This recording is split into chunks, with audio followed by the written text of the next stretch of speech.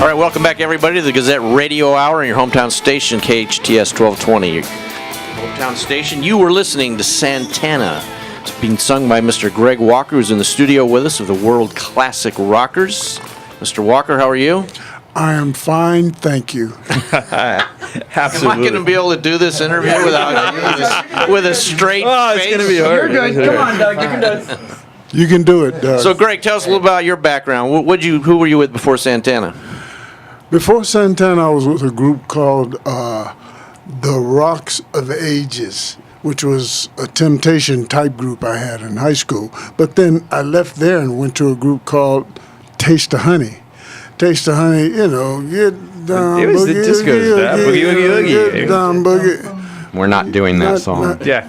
The World Classic Rockers don't do that song either, do they? No, we never will. I've been trying to get them to do a But Fifth thanks. Dimension song for the longest because I was in Fifth Dimension before I came to the Rockers. You were in the Fifth Dimension? Oh, yeah. The Fifth Dimension. Up and away, my beautiful blues. And then I got a call to come down to Jerry's, and that's where I met these guys. But how did you meet Carlos Santana? Carlos Santana, I met through a guy named Ndugu, who was a drummer in a group that we had before that called Subject to Change. He was the drummer in the group, and Carlos had asked if anybody knew somebody that could come in and do some singing for him, So Yeah, I was going to say that's a real important point because I got so much trouble. Somebody asked me, I told them who was going to be in the studio, and they said, Right. "Yeah, I'm going to have the lead singer from Santana," and they went, "Carlos Santana is going to be on KHTS." I went, "No, Carlos didn't sing, right? Tell me I'm right." he didn't sing. I mean, I got hired to come and sing. Carlos didn't sing, thank God. But he's the best guitar player on the planet, right? So I don't know. You might get a raise. But he can't fight, so it doesn't matter. But anyway, Ndugu Chancellor got me the audition for the group, and I came in and I did the audition, sung the Black Magic Womans and all that stuff. Yeah. I mean, it was a wonderful thing, but then after I left the audition, their manager, who was like you, Kevin, told me to come outside. And he talked to me, so he said, "We're going to get you plane back home," because the audition was in San Francisco. And I said, okay, I blew this. So I was going to get on the plane and go back home. He told me, yeah, we need you to go home and pack and come back because we want you to do the record and we want you to join the band. Oh, wow. Awesome. So that's when Amigos, the first record that I did. That was about, you were with him about 9 years, right? Yeah. Wow. How'd you know that? Because Chris wrote it down for me. I told him. Because I can read. Chris, the guy that fires me all the time. So, and you got a call to come down into a Jerry's Deli and join the World Classic Rockers. Well, How many years ago was that? Well, I told you I didn't remember, but these guys, they wanted to take me to Jerry's. I wanted to go somewhere else and eat, but they said, meet us at Jerry's, man. You get you some matzo ball soup and a pastrami, So, I was good. We took care of him. I was good. I mean, I love Jerry's. I love it. I eat there 3 times a week. If you had a good agent, maybe he can get you a gig. I know, some kind of endorsement or something. I got something to add here about with the beginning of World Classic Rockers. We ran out of money, out of time, out of everything. I had a white truck, and on my way back from Las Vegas, I did a fair convention. And I had all my signs and everything. I was ready to give up on the idea of doing what I was doing, this World Classic Rockers thing. And we had one date left to do with the lineup that we had at that time. And it was the Billboard Club next to a strip club on Sunset. And we showed up. And it was the last show. I remember Randy Meisner was there, Spencer Davis, and a few others. And this was the last time we would perform with that lineup. And then we went into the green room right after the show, and I remembered that there were 2 gentlemen in the green room that wanted to talk about what we were doing. And so I met Kevin, and I met Chris, and Chris had asked me, would you be interested in doing some corporate dates? And I said, yeah. And I turned around and said, What are corporate things? Yes, and that was in 1997, and we have grown in strength and popularity ever since that day. When everyone else had given up on the idea of what we were doing, Chris and Kevin came in and just turned things around, and they have worked out. How did we get to amazingly. talking about that? We were talking about how I got in the group. Then you start talking about because they were talking about a strip club. That's when you No, All right. I just want to let people know that whatever we had was important enough for to have a All right, guy like gentlemen, you gentlemen. come in. We're up against the break. We'll settle this during the break. Let's hear Greg sing a Settle little this bit. later. Let's hear Greg sing. All right, on AM 1220 KHTS, Santa Clarita's hometown station, the Gazette Radio Hour with the world classic rockers. And oh yeah, there's Doug too.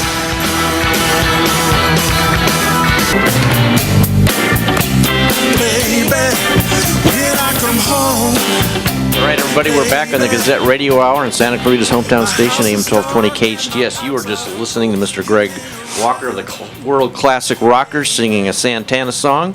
You got to Change Your Evil Ways, a song we all know and love for many years. And Yeah. So Kevin, tell us about their evil ways.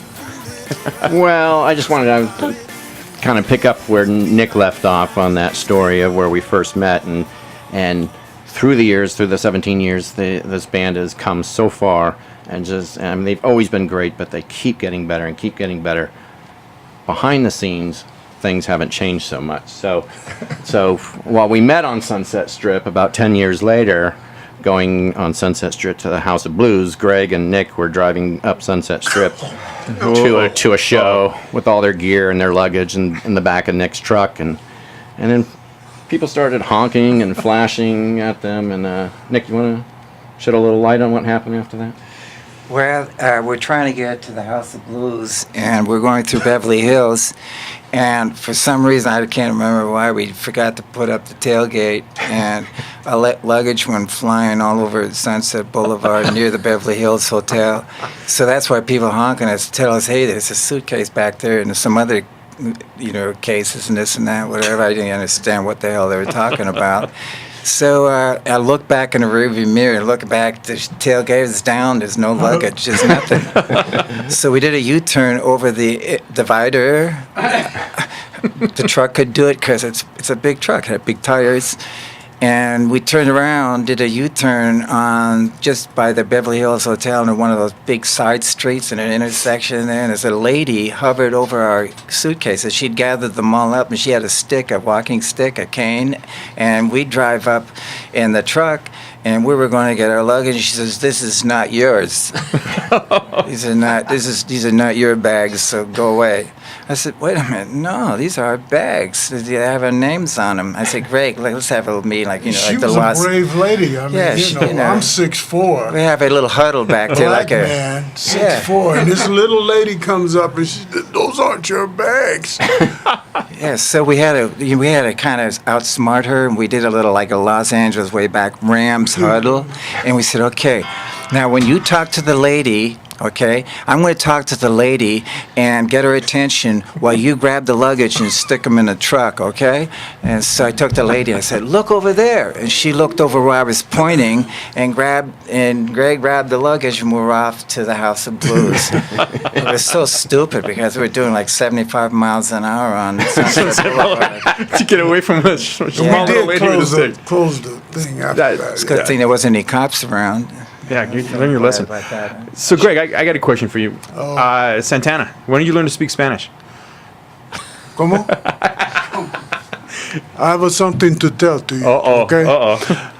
Every now and then, when I'm learning the songs, oye cómo va, vengo de tirarle, anda con mi guitarra en la mano. You know, I failed Spanish in high school. I don't know how I did that, but I tried to. The lady, Miss Gavin, I remember her name.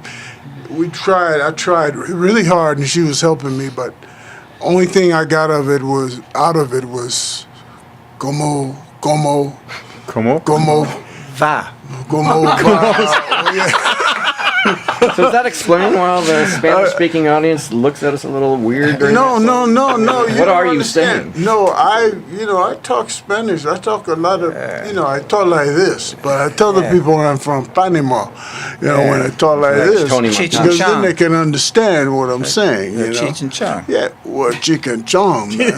That's what we're listening to What when we did lost our chicken- luggage in Beverly Hills. Oh yeah, that's right. So you speak Los Angelinos. But anyway, that's how it was. What did you ask me? I was So I was up in Canada, and I've failed both French and Latin. going to ask, when did you learn to speak Canadian? I speak Canadian better. So, Greg, on stage, do you sing any other songs besides Santana songs, or is that what you just handle on the stage? Well, you With know these what? guys? I sing them. They're telling me to get closer to the mic because I was being cool with my head back. Hey, brothers it worked for us. But anyway. We're very impressed. No, I don't. I only sing Santana songs. They will not let me sing any of the Fifth Dimension songs. I've been asking Kevin, could we do just one? Up and away, ain't gonna hurt. You were in the Temptations, right? Yeah, well, I was in Temptation for 2 weeks, but we talk about that later. Well, why didn't the Temptations keep you? God. Okay. Here's what it is. True story now. Melvin Franklin, who was the bass singer with the Temptations back then, he used to take me around to the gym because we would run and we'd go to church and all that sort of thing. But when I actually went in for the audition, Temptations dance. And, I had to dance around, and so afterwards, it was over. Otis came to me. He said, man, I was going to take Dennis Edwards' place. The audition was over, and he said, man, something, you can sing you have a beep thing in here? Yeah, well, I just say beep. Yeah, you can sing your beep thing in here, but you can't dance with a beep, So it was so. That's why we don't let them do any Fifth Dimension songs. No, that was Temptation songs, man. Or The Fifth Temptation. Dimension. No, Because Otis saw me on a cruise ship one time with the Fifth Dimension, and he said, man, how come you weren't dancing like that when you tried out for the group? That's why he has to Dan to do his show behind a cardboard divider. Speaking of cardboards, didn't somebody, Chris, get us a room where we had cardboard? All right, folks. You've been here listening to Greg Only Walker the and Nick St. Nicholas of the World Class Rockers on their side comedy show here. But we'll be right back on AM 1220 KHTS, your hometown station.